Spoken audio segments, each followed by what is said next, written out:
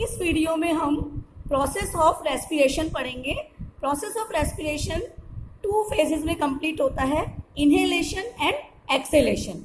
Inhalation means oxygen को air के through oxygen को लेना, एंटर करना, लंग्स के अंदर एंटर करना, दिस इज कॉल्ड इनहेलेशन। और जो बॉडी में जो CO2 बना है उसको बॉडी ब्लड कैपिलरीज के थ्रू लाकर एयर एल्वेओलर सैक में डालना और वहां से इसको नॉस्ट्रिल के थ्रू बाहर एक्सहेल करना, दिस इज कॉल्ड एक्सेलेशन।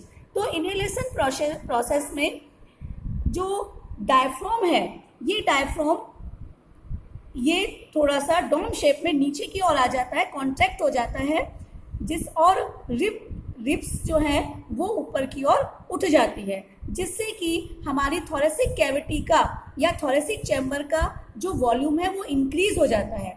लेकिन एयर तो उतनी ही है, तो यहाँ पर थोरेसिक कैविटी का वॉल्यूम इंक्रीज होने से इसका एयर प्रेशर कम हो जाता है कंपैरिजन टू एनवायरमेंटल एयर।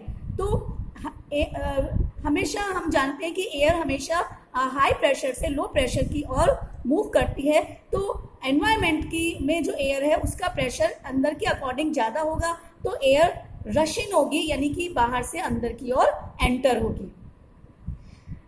इसी तरह से एक्सेलेशन के समय जो प्रोसेस था वो अपोजिट होगा, यानी डायफ्राम वापस से रिलैक्स कंडीशन में आ जाएगा। डायफ्राम अपनी पुरानी पहली इनिशियल कंडीशन में आ जाता है, रिलैक्स हो जाता है। रिब केस जो पहले उठ गई थी वो अब वापस अपनी नीचे हो जाती है, अपनी नॉर्मल स्टेज में आ जाती है।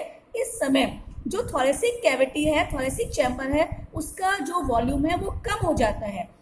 थोरेसिक कैविटी का वॉल्यूम कम होने से जो अंदर की एयर प्रेशर है वो ज़्यादा होगा कंपैरिजन टू एनवायरमेंटल एयर। तो एयर हाई प्रेशर से, यानी कि लंग्स से बाहर की ओर रश आउट होती है, बाहर की ओर निकल जाती है। तो ये प्रोसेस था एक्सेलेशन।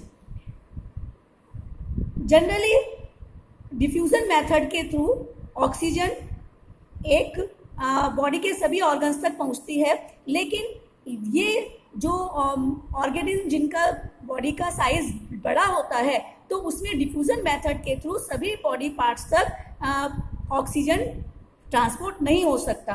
तो हमारी बॉडी में इसके लिए हमारी जो RBCs है उसमें एक रेस्पिरेटरी पिगमेंट होता है जिसे कहते हैं हीमोग्लोबिन। और ये इस हीमोग्लोबिन में ऑक्सीजन के बाइंडिंग की कैपेसिटी होती है, तो ऑक्सीजन को ये बाइंड करके ब्लड के साथ डिफरेंट बॉडी ऑर्गन्स की सेल्स तक पहुंचा देती है। इसी तरह से जो CO2 होती है, CO2 वाटर में डिजोल्व ज़्यादा होती है कंपैरिजन टू ऑक्सीजन, इसलिए ये जो ब्लड में वाटर होता है उसमें डिजोल्व फॉर्म में ये ट्रांसपोर्ट होती है। तो यहाँ पर जो ब्रोंकियोल्स और जो एल्वियोलर सैक है या एयर सैक है, ये लंग्स की वॉल्यूम को इंक्रीज कर देते हैं, सरफेस एरिया को बढ़ा देते हैं, जिससे कि ज़्यादा से ज़्यादा गैसेस का एक्सचेंज हो सके। अगर केवल डिफ्यूजन मेथड से ऑक्सीजन और CO2 का ट्रांसपोर्ट होता तो लंग्स से हमारे टो तक पहुंचने में ऑक्सीजन को 3 इयर्स का समय लग जाता, लेकिन हमारी बॉडी में हीमोग्लोबिन प्रेजेंट होने की वजह से हम आसानी से जो ऑक्सीजन है वो बॉडी में सप्लाई हो सकती है। तो ये था process of respiration in human. Thank you.